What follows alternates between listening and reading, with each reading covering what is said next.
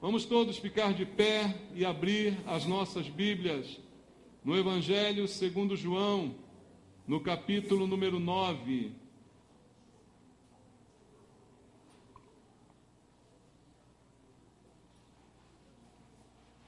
Evangelho segundo João,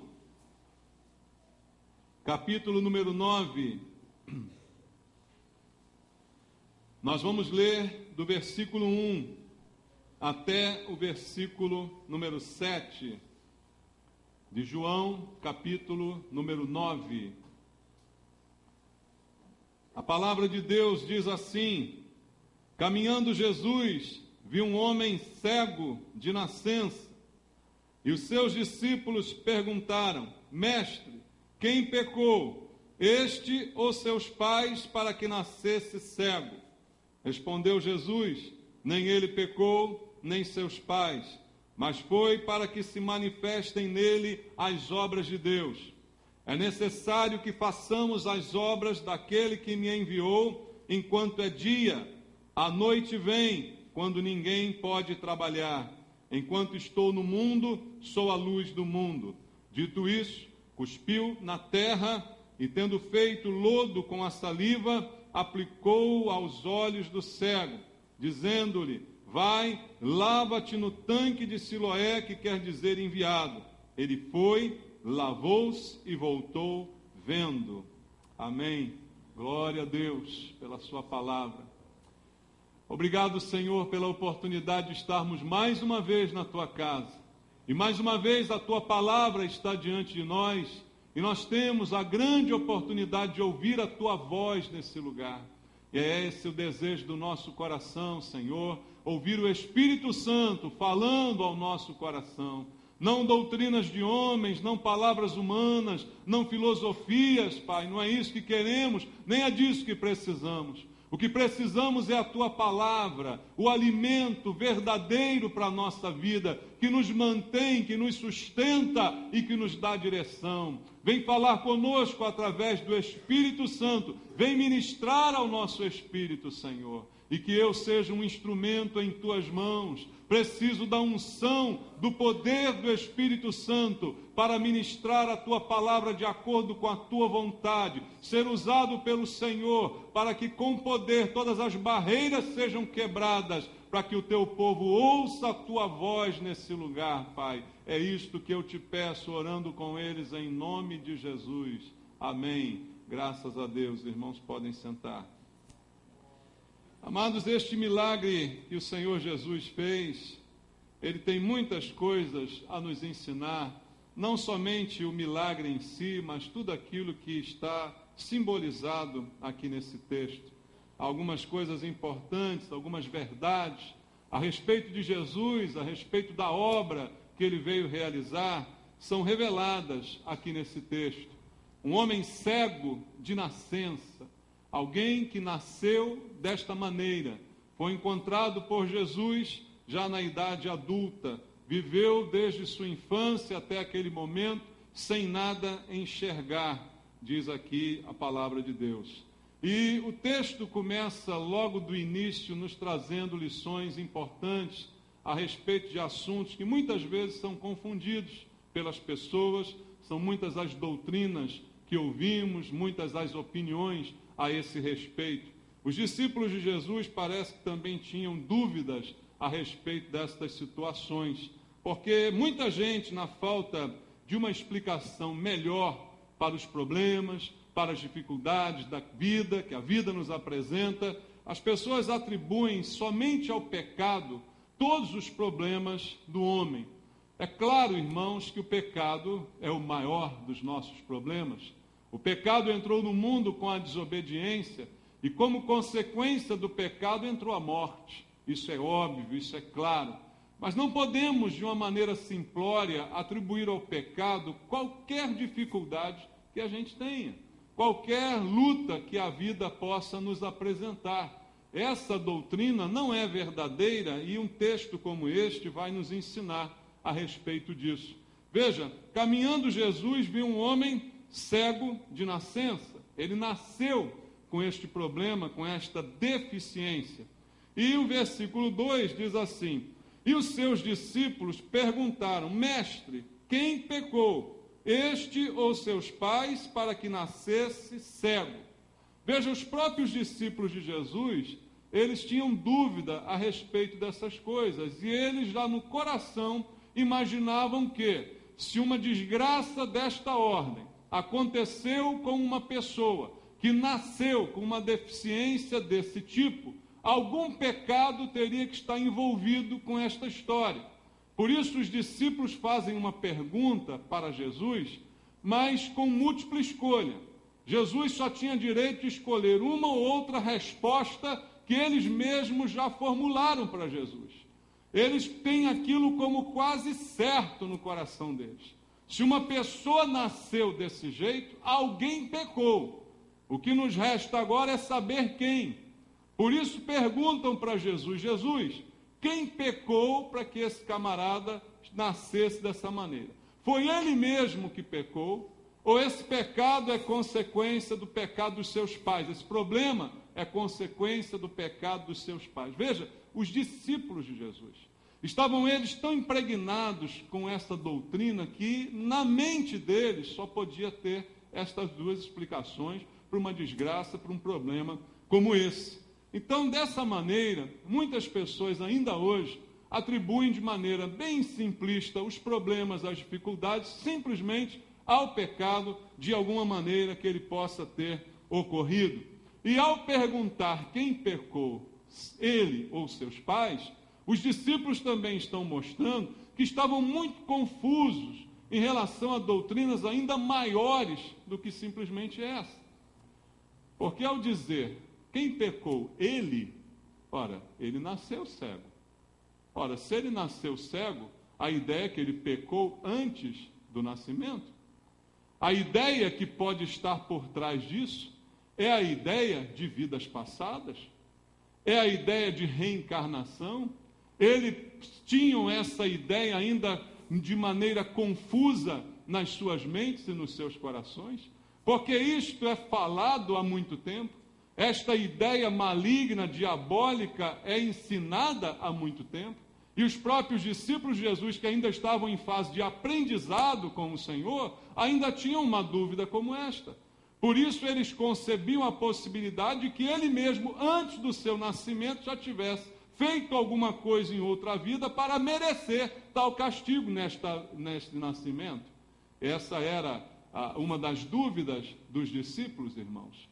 E outra possibilidade também que eles apresentam a Jesus é que o pecado teria sido dos pais daquele menino, e por isso ele nasceu assim. Uma outra doutrina controversa que é ensinada por alguns, mas que não tem apoio nas Escrituras, que é a doutrina da maldição hereditária. Então ele nasceu assim por causa do pecado dos seus pais, dos seus antepassados. Veja como era a mente dos discípulos ainda nesse processo de aprendizado. Muita coisa eles tinham que aprender com Jesus para apagar das suas mentes todas essas doutrinas.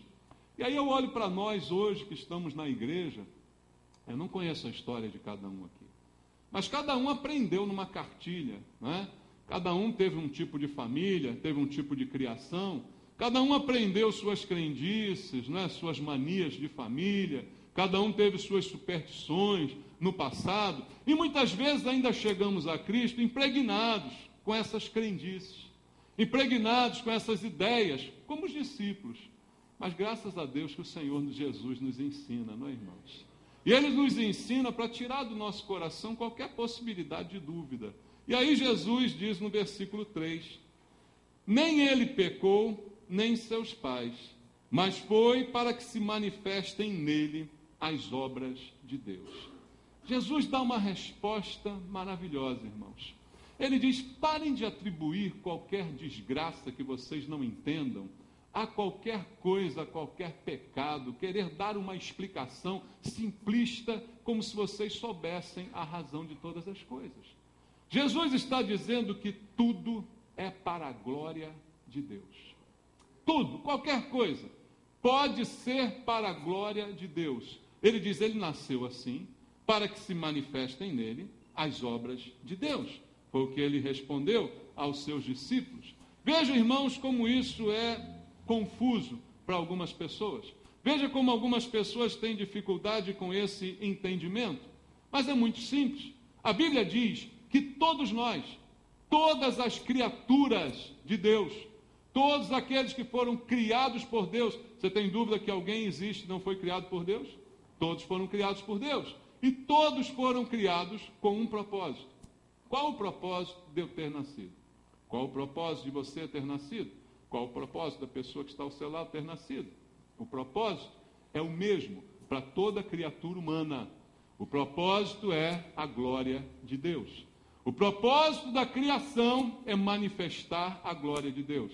A terra que Deus criou, os animais, as árvores, as aves, tudo isso foi criado para a glória de Deus. E você também foi criado para a glória de Deus. Veja comigo o que diz a Bíblia em 1 Coríntios, capítulo 10, versículo número 31.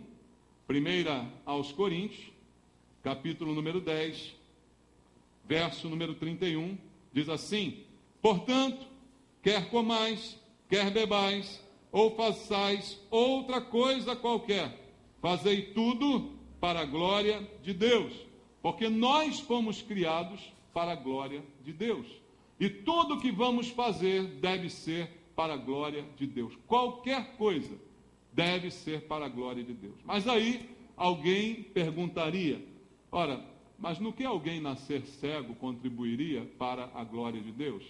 Veja, amados, não é o fato em si que vai contribuir ou deixar de contribuir para a glória de Deus, mas é a reação de cada um de nós. É a nossa reação que contribui ou não para a glória de Deus. Não é o fato em si. A pior desgraça que você possa imaginar, ela vai contribuir para a glória de Deus ou não, dependendo daquilo que fizermos em relação a ela. E eu explico de uma maneira mais clara para você. Nós conhecemos exemplos que de vez em quando saltam os olhos na história, de pessoas que diante de tremendas dificuldades físicas, de tremendas deficiências, se superaram e se tornaram pessoas maravilhosas, úteis, abençoadoras, apesar de toda a carga de dificuldade que elas tiveram. Ao passo que também observamos outros que, diante das mesmas dificuldades, assumiram caminhos completamente opostos. Se entrevaram, se enfurnaram, desistiram da vida, praguejaram, blasfemaram e reclamaram da sua condição. Eu sempre gosto de citar uma personagem conhecida chamada Helen Keller, uma mulher que não só nasceu cega, mas também nasceu surda. Eu queria que agora você imaginasse comigo, ser cego é um grande problema, porque você não tem a visão para se orientar. Mas a maioria dos cegos substitui a visão com o quê? Com a audição. Ele escuta o barulho à sua volta, e aí ele percebe, ele tem o tato também com o qual pode caminhar e tentar, por uma varinha, saber o que está à sua frente, mas a audição é muito importante. O cego consegue aprender a escrever, aprender a falar, aprender a se comunicar, porque tem a sua audição até melhor do que a nossa. Mas Helen Keller, além de ser cega, ela foi surda. E aí, como ensinar alguém que não enxerga e alguém que não escuta? Que linguagem seria usada para o ensino de uma mulher assim? Alguém que olhasse para uma condição como a dela, diria, ela está fadada a ser um vegetal para o resto da sua vida. Ser uma pessoa até difícil de você se comunicar, porque ao tocar nela, ela não sabe o que está perto dela, ela não ouve o que está se aproximando, ela não vê o que está próximo. A qualquer toque ela poderia reagir como se fosse uma agressão. Mas a história conta que Helen Keller foi educada. Foi educada por uma pessoa que dedicou a sua vida para educar lentamente aquela mulher, com toques, pegando, ensinando através apenas do tato. Helen Keller aprendeu a ler, aprendeu a escrever. Helen Keller se formou. Helen Keller foi para a glória de Deus. Outra pessoa nessa situação pode se enfurnar, se entrevar e jamais manifestar a glória de Deus. Veja, tudo é para a glória de Deus. Não o fato em si da cegueira, ou da surdez, ou da dificuldade, mas a reação de cada um. E a reação de cada um de nós a qualquer coisa depende de uma coisa só que Deus nos deu: o livre-arbítrio. A liberdade que Deus nos deu de escolher o que faremos da nossa vida, de decidir qual caminho tomaremos, que reações teremos diante de agressões, diante de adversidades. Nós somos livres para escolher como vamos responder aos estímulos que chegam até nós. Então, amados, esse texto aqui já começa a me falar coisas muito importantes sobre Deus e sobre Jesus e sobre como Ele olha a situação do homem. E Jesus está ensinando aos seus discípulos. Não é questão de pecado, é questão de reação, é questão do que vamos fazer diante do que a vida nos apresenta. É isso que o Senhor Jesus está aqui também nos ensinando. Mas o texto nos ensina mais coisas, porque o homem do texto é um homem cego de nascença. Então, o cego de nascença, olhando para esse personagem de maneira alegórica, eu percebo que cego de nascença é a situação de todos nós que nascemos assim, irmãos. Como você nasceu? O que a Bíblia diz sobre o teu nascimento? A Bíblia diz que nós nascemos em pecado. Nós não nascemos em inocência. Nós nascemos sob culpa, sob pecado. Então, o que a palavra de Deus diz é que um homem sem Deus, ele está morto nos seus delitos e pecados. O que ele precisou fazer para chegar a esta situação? Absolutamente nada. Ele nasceu, ele viveu afastado de Deus e dos princípios de Deus, e isto apenas se evidenciou na sua vida, morto em delitos e pecados. Por isso, o cego de nascença é um símbolo muito preciso da vida de um homem não convertido, de um homem ou de uma mulher sem Deus. É um cego de nascença, porque nasceu assim sob o pecado e está cego, porque o pecado cega as pessoas para verem a verdade, para discernirem o bem do mal. Assim está um homem ou uma mulher que vive em pecado. Então, o cego de nascença desse texto, ele é um símbolo desta condição do estado natural do ser humano. E veja, esse homem, além de cego de nascença, a Bíblia diz no versículo 8 o seguinte: então, os vizinhos, os que dantes o conheciam de vista, como é que ele era conhecido? Como que? Mendigo.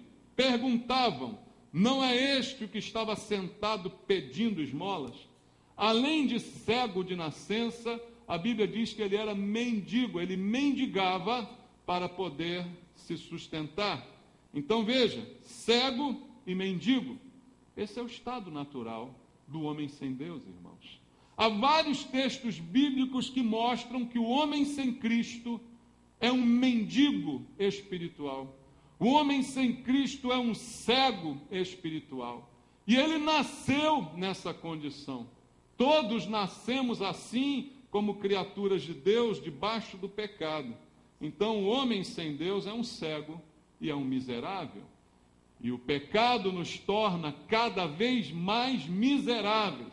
E não importa a condição financeira que tenhamos, por mais ricos que sejamos, continuamos aos olhos de Deus como os mendigos e cegos. Cegos por não enxergar a verdade, cegos por não enxergar a graça que Deus está nos oferecendo, mendigos, porque assim somos miseráveis diante do Senhor. Há um texto bíblico que eu posso compartilhar contigo, está no livro de Apocalipse, capítulo 3, no versículo número 17, quando Jesus está escrevendo à igreja em Laodiceia. Ele diz no capítulo 3, no versículo 17: pois dizes, estou rico e abastado, e não preciso de coisa alguma, e nem sabes que tu és infeliz, sim, miserável, pobre, que mais? Cego e nu. Veja o que Jesus está dizendo. É uma grande verdade, irmãos. Aqueles que hoje não conhecem a Cristo, e nós conhecemos um monte de pessoas nessa situação, eles não percebem e até se ofenderiam se eu dissesse: você é um miserável, pobre, cego e nu. Mas por que a pessoa se ofenderia? Porque ao olhar para ela mesma, ela se vê como a igreja em Laodiceia. Estou rica, abastada e não preciso de nada. A maioria das pessoas a quem falamos de Jesus, elas dizem assim: é bonito o que você está dizendo de Jesus, mas eu não preciso disso não. Sabe por quê? Porque eu sou uma pessoa boa. Eu não preciso disso não. Eu não faço mal para ninguém, eu não faço coisa errada, eu nunca cometi um crime, eu nunca respondi um processo, eu não preciso disso não. A minha vida ela é boa, entendeu? Eu estou abastado, eu tenho tudo que eu preciso, eu estou suprido. Mas aos olhos de Deus, como é que Deus está vendo? Aquela igreja, Laodiceia, se achava assim, mas Jesus diz: entretanto eu digo, você não é assim, você é miserável, pobre, cego e nu. É isto que a Bíblia afirma a respeito de um homem ou de uma mulher sem Deus. É miserável, é pobre, é cego e está nu sem perceber que está nu. Porque aos olhos de Deus, seus pecados são evidentes. Nós podemos esconder os nossos pecados uns dos outros, mas aos olhos de Deus Ele vê tudo que somos e quem somos e o que fazemos. Aos olhos de Deus estamos completamente nus, embora imaginamos que estamos muito bem vestidos. E Jesus está dizendo essa verdade. Por isso, esse homem cego de nascença é um bom símbolo da pessoa que não conhece a Cristo e que acha de si mesma muito mais do que convém, que imagina que não precisa dele, que imagina que não tem pecados, que imagina que está abastada, que está suprida. Jesus diz: coitada, nem sabe ela que é uma miserável, pobre, cega e nua. Assim descreve o Senhor Jesus. Porque, irmãos, esta é a situação de alguém que está contra aquilo que Deus diz. Para aquele que diz: eu não tenho pecado, para aquele que diz: eu não faço mal a ninguém, a Bíblia diz diferente. Quer ver o que a Bíblia diz? Abra aí, Romanos, capítulo 3, versículo número 23. Romanos 3, 23, a Bíblia diz: pois quantos? Todos. Todos inclui você, eu, todo mundo, inclui. Todos pecaram e carecem de quê? Da glória de Deus. Veja, o cego nasceu assim para que nele se manifeste a glória de Deus. Você nasceu pecador para que em você se manifeste a glória de Deus. Você precisa de Deus. Você é pecador e a glória de Deus quer se manifestar na sua vida. Mas todos igualmente pecaram. Como alguém pode dizer contra Deus: não, eu não peco, não, eu sou bonzinho, eu não faço mal nenhum, eu não respondo processo, nunca cometi um crime? Como alguém pode dizer isso?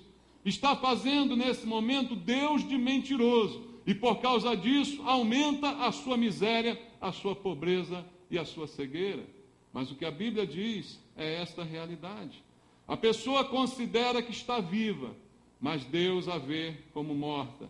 Abra comigo Efésios capítulo 2, no versículo 1, o texto que eu cito sempre para você saber aonde está o texto. Efésios 2, 1 diz assim: Ele vos deu vida.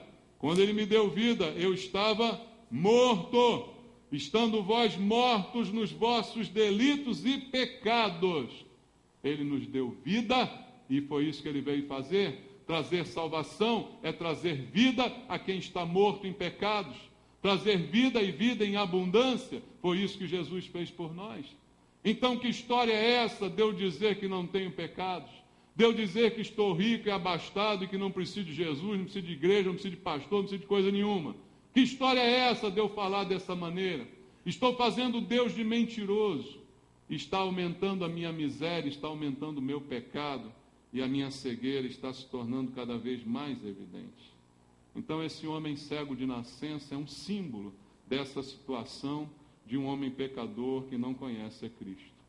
Mas, olhando para esse texto de maneira simbólica, eu volto a ele e vejo que foi oferecido a esse homem uma grande oportunidade na sua vida. Estava ele ali, mendigando como todos os dias até aquele dia. Sua rotina era essa. viver desta forma como mendigo e cego. Mas uma grande oportunidade lhe foi oferecida, porque Jesus passou pelo lugar onde estava aquele homem. Volta lá o texto em João, no capítulo 9, e vamos ler o versículo 6 e o versículo 7. Diz assim: dito isto, cuspiu na terra, e tendo feito lodo com a saliva, aplicou aos olhos do cego, dizendo: vai, lava-te no tanque de Siloé, que quer dizer enviado. Ele foi, lavou-se e voltou vendo. Sua vida mudou. Sua vida mudou a partir desse encontro com Jesus. É isso que Jesus está oferecendo para quem é pobre, miserável, cego, nu, mendigo, pecador, morto. O que Jesus está oferecendo é vida, e vida transformada. Essa oportunidade foi dada a esse homem, e Deus está nos dando hoje a mesma oportunidade, porque eu acredito que Jesus está aqui conosco. Porque a Bíblia diz: onde estiverem 2 ou 3 reunidos em meu nome, eu estou no meio deles. Jesus se faz presente aqui. E se Jesus se faz presente aqui, Ele está te dando uma oportunidade de deixar a pobreza e a cegueira, de deixar de ser um cego e miserável e receber do Senhor a cura para essa tua pior enfermidade e te dar uma oportunidade de mudança completa da sua vida. Eu garanto a você, irmãos, que Jesus está aqui, Ele está vendo você. Do mesma maneira que Ele viu aquele cego ao passar por ele e foi indagado por seus discípulos. Abra comigo a Bíblia em Provérbios, no capítulo 15, no versículo número 3. Provérbios, capítulo 15, versículo número 3, diz assim: os olhos do Senhor estão aonde, irmãos? Estão em todo lugar. Fazendo o quê? Contemplando os maus e os bons. Os olhos do Senhor estão aqui essa noite, olhando para nós.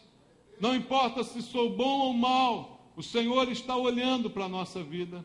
Não importa se sou são ou enfermo, se sou rico ou miserável, se tenho visão ou se sou cego, o Senhor está olhando para cada um de nós e está presente nesse lugar aonde estamos reunidos em nome dele. O cego teve esta oportunidade de receber um toque do Senhor para ser curado. E eu digo a você que ainda não se rendeu a Cristo, o Senhor está te dando hoje mais uma oportunidade, de tantas que Ele já te deu. E essa oportunidade, ela é para qualquer um, em qualquer circunstância, de qualquer jeito, mendigo, miserável, pobre, cego, nu, cego de nascença, não importa. Veja o que diz João 3,16, você conhece o texto? João 3,16 diz: porque Deus amou ao mundo de tal maneira que deu o seu Filho unigênito para que todo o que nele crê não pereça, mas tenha a vida eterna. Qualquer um que ouvir e acreditar, qualquer um que aproveitar a oportunidade que está sendo oferecida, receberá do Senhor aquilo que mais precisa, a vida e a salvação. Mas eu disse que esse homem é um símbolo disso tudo, porque a Bíblia diz, voltando ao texto em João, capítulo 9, que ele foi visto e ele foi tocado por Jesus. Versículo 7, vai, lava-te no tanque de Siloé. Ele foi, lavou-se e voltou vendo. Versículo 6 diz que ele cuspiu na terra, fez lodo, fez saliva e tocou nos olhos. As próprias mãos do Senhor fizeram a saliva e com ela o lodo e com ele o toque nos olhos daquele homem que nasceu dessa maneira. O Senhor Jesus tocou naquele homem. E aí, irmãos, o que mudou na sua vida? Mudou tudo. Mas por que mudou? Veja, ele não foi curado na hora que Jesus tocou.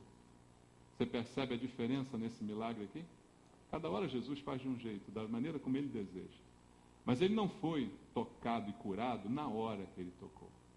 Jesus fez o lodo, passou nos olhos, e disse a ele: agora você vai até o tanque de Siloé e lava os teus olhos. E aí, quando ele obedeceu, ele voltou vendo. Então, ele foi curado porque ele obedeceu a ordem que Jesus deu a ele. Há muitas pessoas que num culto como esse são tocadas por Jesus. Jesus está aqui, concorda? Se ele está aqui, ele toca. Ele põe as mãos, ele aperta o coração, ele incomoda a pessoa, ela está ouvindo eu falar, ela está incomodada com o que está ouvindo. Jesus está tocando no coração dela, mas não necessariamente está curando. Porque para a cura é requerida uma obediência. E Jesus disse isso ao cego. Ele disse: agora você vai, se lava no tanque de Siloé e depois você vem me ver. Amados, muita gente é tocada por Cristo, mas não obedece a Cristo. E veja, teriam muitos argumentos a favor do cego. Ele poderia dizer: mas como eu vou ao tanque de Siloé? Eu não sei, eu não sou cego, eu não sei como é que eu chego lá. Eu não sei como é que eu vou conseguir sair daqui e chegar no tanque de Siloé. Eu não enxergo. O senhor não vai me levar lá, não? Não, Jesus não levou ele. Jesus mandou ele ir. Você entende isso? Tem muita gente querendo ser salva assim, né? Não, Deus tem que me pegar no colo. Quando eu estiver pronto, eu vou. Quando Deus fizer isso assim, assim, aí eu vou. Aí eu me rendo. Quando o Senhor fizer do jeito que eu quero, eu faço. Não, não é do jeito que você quer. Salvação é do jeito que Deus quer. Bote isso na tua cabeça de uma vez por todas. Deus não obedece a ninguém. Nós é que temos que obedecer a Deus. Está entendendo? Então não adianta ficar dando argumentos, ficar dando desculpa. Não, mas eu sou cego. É difícil chegar no tanque de Siloé. Eu não sei o caminho. Vou tropeçar, vou cair, quebrar a cara. Não importa. Ele mandou. Você tem que obedecer. E foi isso, irmãos, que deu àquele homem a convicção de que ele precisava ir e que ele seria curado se ele obedecesse. Ao ir e se lavar, a Bíblia diz que ele voltou vendo. Ele voltou completamente curado. E isto mostrou para ele como é bom obedecer a Jesus. Uma experiência que mudou a sua vida para sempre. Imagina a vida daquele homem a partir de agora. Até agora a única oportunidade era ser mendigo pela sua condição. Mas agora ele está curado. Agora ele recebeu uma palavra. Ele obedeceu a palavra. E ele fez segundo o Senhor lhe mandara. E agora está curado. Olha a oportunidade que está diante dele. Mas veja, irmãos, outra característica desse homem, que também é fundamental que aconteça na vida de qualquer um que quer se render a Cristo. Eu, quando falo de salvação, eu falo de rendição. Eu jamais digo para você: aceita Jesus, porque Jesus não é um bolinho de bacalhau numa festa, que chega um garçom e diz: aceita. Não. Eu digo: se renda a Jesus. Você se rende a Ele, não o aceita. Ele é que aceita você. Entenda isso. Mas para que Ele aceite você, Ele te oferece tudo que você jamais poderia encontrar em nenhum outro. A oportunidade de cura, de salvação, de restauração, deixar de ser mendigo, cego, nu, passar a ser uma pessoa diferente. Ele oferece isso, mas ele diz: obedece. O Evangelho é para ser obedecido. O Evangelho não é uma opção, que eu escolho se eu aceito ou não. Ou eu obedeço, me rendo e me submeto, ou eu, por livre e espontânea vontade, vou para o inferno. Não tem outra. É obediência, irmãos. E esse homem, ao mostrar a sua obediência, mostrou também a sua certeza e a sua convicção. Volta em João capítulo 9 e vamos ler o versículo 25 do desenrolar desse texto. Esse homem causou um alvoroço naquele lugar. A cura dele foi algo fantástico, porque todo mundo conhecia e sabia quem ele era. E desde pequenininho, desde que nasceu, ele era cego. E quando ele viu, foi um rebuliço na cidade, os religiosos não aceitaram, foi um problema. E ele foi entrevistado no Sinédrio, e aí disseram um monte de coisa para ele. No versículo 25, ele diz assim: se é pecador, não sei. Agora uma coisa eu sei, eu era cego, e agora eu vejo. Porque os homens religiosos começaram a dizer para ele: ó, quem curou você é pecador. Olha, esse tal de Jesus, não dá confiança para ele não, porque na verdade ele é falso, ele é um pecador. Não dá confiança para ele não, que ele não é nada disso que estão falando não. Mas ele já tinha ali uma certeza, uma convicção no coração. Falou, se ele é pecador, o que ele é, não me interessa. Uma coisa eu sei, eu era cego, e agora eu estou vendo. Uma coisa eu tenho a convicção, foi o que ele fez na minha vida. Irmão, muita gente vai falar um monte de coisa de Jesus para você, sabia? Um monte de gente que você prega Jesus, fala um monte de barbaridade sobre Jesus. Mas se você não tiver a sua convicção, você vai ser muito frágil. Não importa o que falam de Jesus, não importa o que pensam que ele é, mas uma coisa eu sei, eu era cego e agora eu estou vendo. Eu era perdido, pecador, e agora fui salvo. Eu era pecador e meu pecado foi perdoado. E Deus me deu uma nova chance de ser uma vida completamente diferente. Eu vivia morto nos meus delitos, mas agora tenho vida e vida em abundância. Será que nós todos aqui que somos salvos, temos essa convicção? E será que temos a convicção de que quem não se render a Cristo, não há chance nem oportunidade para essa pessoa? Se nós tivermos essa convicção, nós seremos mais enfáticos na pregação do Evangelho. Mas parece que a gente pensa que, não, de alguma forma ou de outra, Deus é bonzinho e vai entrar gente no céu que não se rendeu a Cristo. Não vai. Não vai, porque o Evangelho é para ser obedecido. Não é para entrar do jeito que a pessoa quer, é do jeito que Deus quer. A porta está aberta e Deus está convidando todo mundo. Mas tem que ser do jeito que Deus quer, não é de qualquer jeito.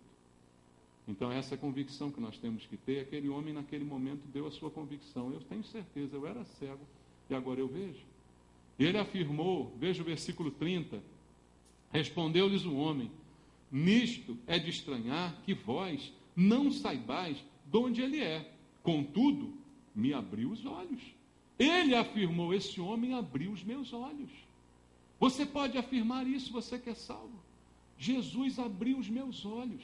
Eu era cego com um monte de crendice, com um monte de mania, com um monte de simpatia, com um monte de superstição.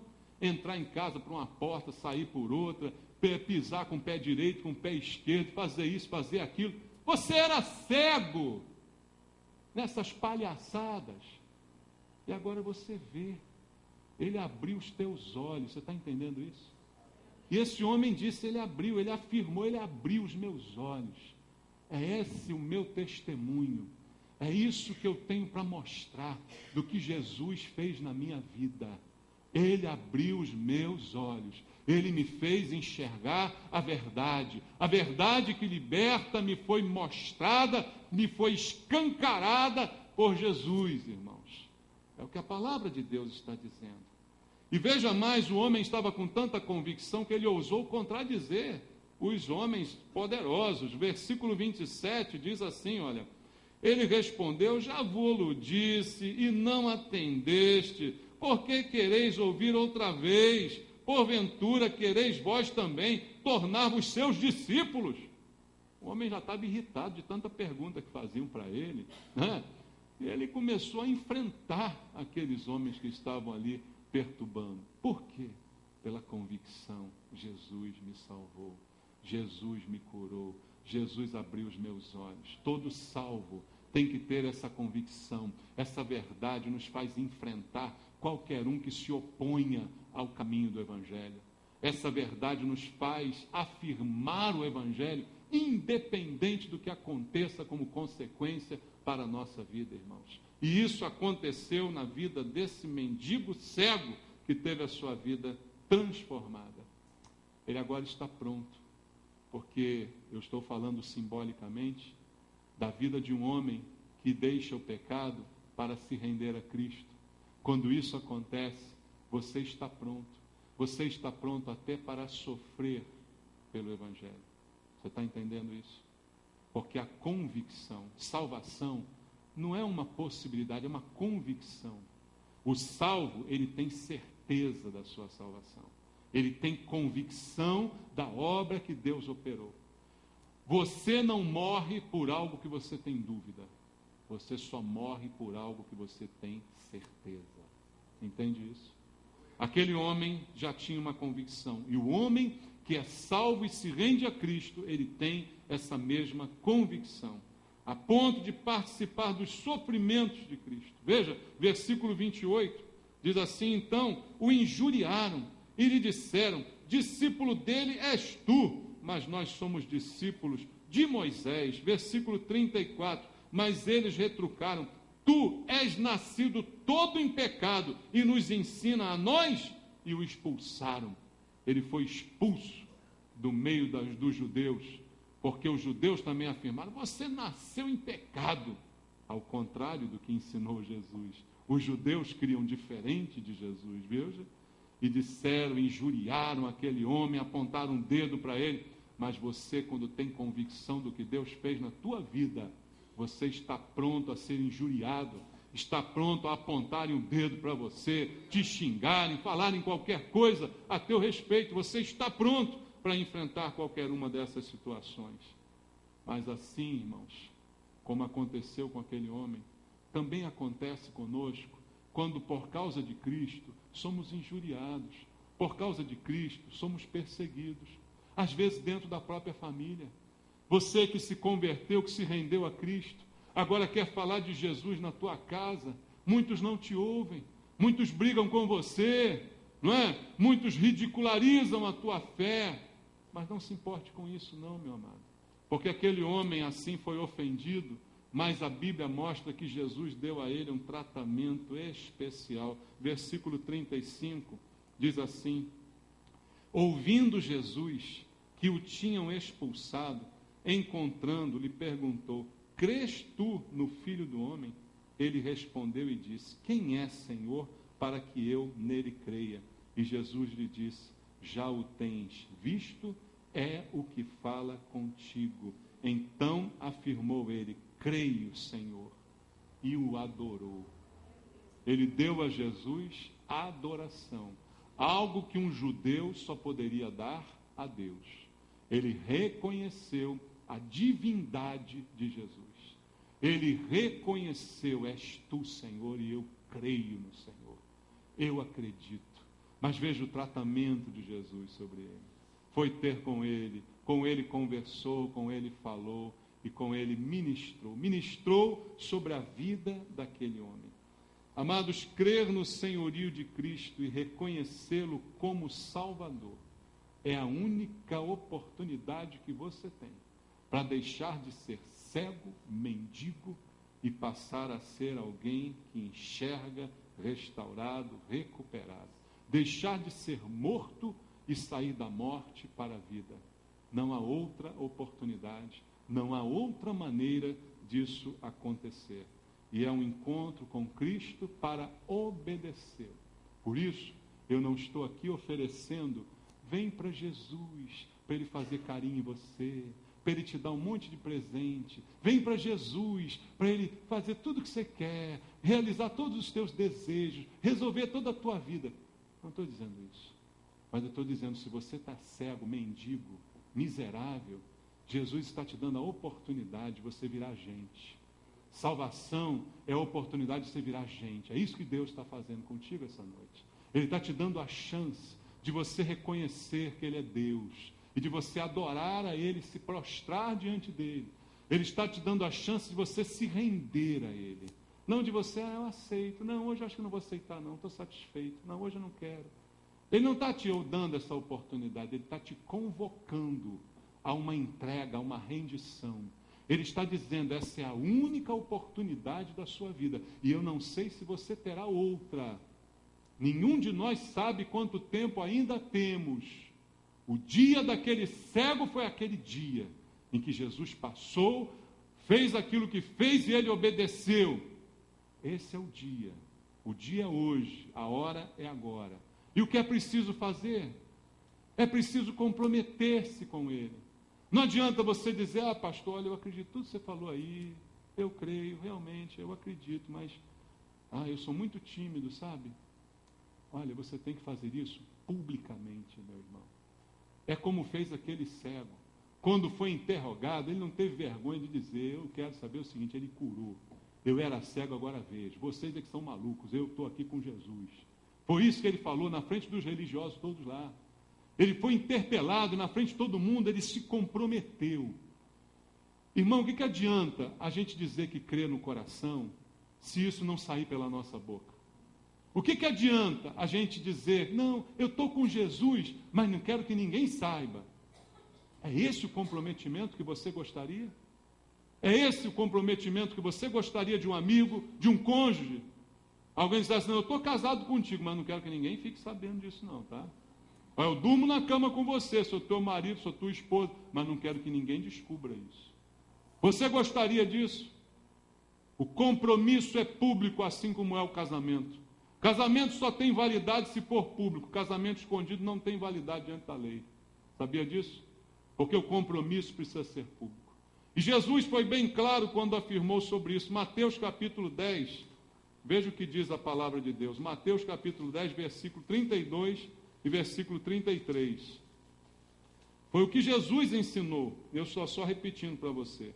Disse assim, portanto, todo aquele, qualquer um, que me confessar, aonde? Diante dos homens, também eu o confessarei diante de meu Pai que está nos céus. Mas aquele que me negar diante dos homens, também eu o negarei diante de meu Pai que está nos céus. Outro, Romanos capítulo 10, leia comigo. Romanos capítulo 10, versículo 9 até o verso 11. Se com a tua boca confessares Jesus como Senhor, e em teu coração creres que Deus o ressuscitou dentre os mortos, serás salvo. Porque com o coração se crê para a justiça, e com a boca se confessa a respeito da salvação. Porquanto a Escritura diz, todo aquele que nele crê não será confundido. Não terá dúvida alguma a respeito do que crê. Não terá nenhuma dúvida, não há confusão na vida daquele que crê em Jesus. Se creio com o coração, confesso com a minha boca. Se o confesso diante dos homens, ele me confessa no céu, diante dos anjos e diante do Pai. E é isso, amados, que Deus espera de você que ainda não se entregou. E para terminar, eu quero ler o livro de Apocalipse, o capítulo 3, no versículo 5. A Bíblia diz, o vencedor será assim vestido de vestiduras brancas, e de modo nenhum apagarei o seu nome do livro da vida. Pelo contrário, confessarei o seu nome diante de meu Pai e diante de seus anjos. Você quer ser um vencedor? Vencedor de verdade? Entrega a sua vida a Jesus. Renda-se a Jesus, para que a vitória real possa chegar ao teu coração. Renda-se a Ele, e de modo nenhum Ele apagará o teu nome, uma vez escrito o teu nome no livro da vida. Renda-se ao Senhor, confesse-o diante de todos, sem ter vergonha dele, e Ele também não se envergonhará de você e te confessará diante do Pai e diante dos anjos que estão nos céus. É essa a oportunidade que eu quero dar para você. Para você que está conosco essa noite e ainda não fez isso espontaneamente, e ainda não se comprometeu com Cristo com a tua boca, diante de todos, sem vergonha de Cristo, eu quero te dar essa oportunidade. Por isso eu quero orar com a igreja nesse momento. Senhor meu Deus e meu Pai, a tua palavra nos foi anunciada e ela é poderosa para quebrar barreiras, Senhor. O poder do Espírito Santo vem sobre a tua palavra para quebrar barreiras mentais, fortalezas espirituais. E é o que eu te peço que aconteça nesse momento, para que vidas que precisam ser salvas possam esta noite experimentar a salvação, experimentar a transformação de vida que o Senhor está oferecendo, experimentar a mudança de realidade, de um momento para o outro, deixar de ser cego e passar a ver claramente. De um momento para o outro, deixar de ser morto e receber vida das mãos de Jesus. É o que Jesus está te oferecendo essa noite, vida e vida verdadeira. Há alguém essa noite que quer entregar a sua vida para Jesus? Levante a sua mão onde você está e eu quero orar junto com você. Há alguém no nosso meio que deseja se comprometer com Cristo de maneira pública, levante a mão onde você se encontra. Alguém, faça assim para mim. Levante bem alto, sem ter vergonha. Há uma pessoa ali. Quem mais quer entregar a sua vida para Jesus? Levante a sua mão bem alto. Jesus está vendo, Ele quer ver você também fazer isso. Alguém mais? Você que levantou a sua mão, agora vem aqui à frente, eu quero orar com você. Não é para constrangimento, mas é para salvação. Salvação daquele que crê. É o que diz a Bíblia e é o que nós queremos. Louvado seja o Senhor. Como é seu nome? Obrigado, Senhor, por essas vidas preciosas que estão diante de nós. Como é seu nome? A Érica, Senhor, está aqui conosco, se rendendo a Ti, meu Deus. A Conceição, Senhor, a Alessandra, a Thaís. Pai, eu Te agradeço pelo que o Senhor está fazendo na vida de cada uma delas. Essa oportunidade que foi oferecida hoje, para que caia toda cegueira, toda pobreza, toda miséria espiritual.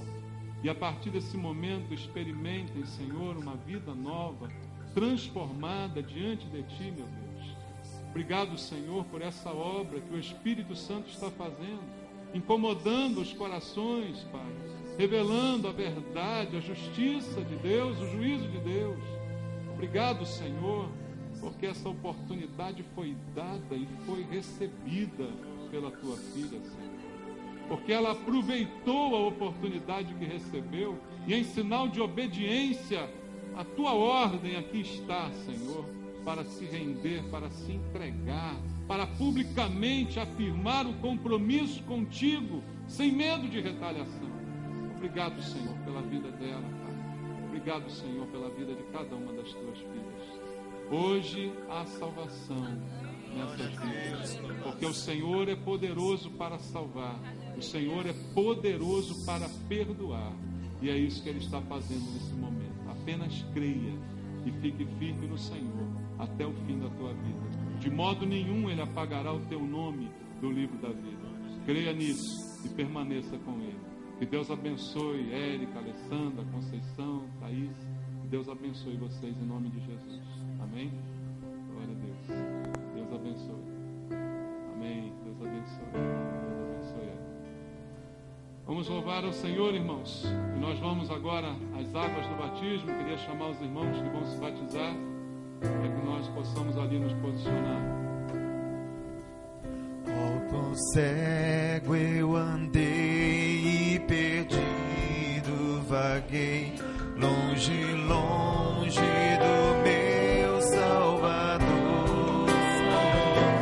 Mas do céu Ele desceu e seu sangue verteu para salvar um tão pobre pecador.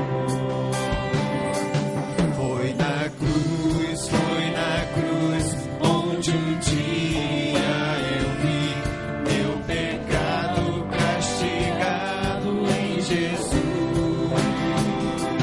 Foi ali pela fé que meus olhos abriu e agora me alegro em sua luz. Eu ouvia falar dessa graça sem par que do céu trouxe o nosso Jesus, mas eu surdo me fiz, converter-me não quis ao Senhor que por mim morreu na cruz. Foi na cruz onde um dia eu vi meus pecados castigados em Jesus. Foi ali pela fé que os meus olhos abriu e agora me alegro em sua luz. Mas um dia senti meu pecado e vi sobre minha espada da lei apressar